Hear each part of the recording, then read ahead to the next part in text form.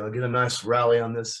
Give me another setup short up here somewhere in the higher range. But I don't want to be short down here. I'm going to still give it some time. Give it some time. See if we can't pop up into here. That's a nice risk reward short. That tells me there's more downside. It's another piece of evidence that there's more downside. When you have a good reversal, you get a nice black magic, right?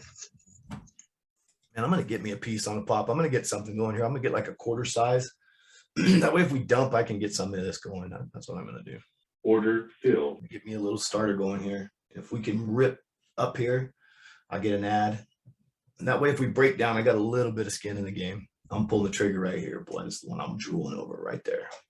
So my target here is 4,400. Take some profits. Look for a bounce back. Order filled. I'm going to take those. I'm just taking profits.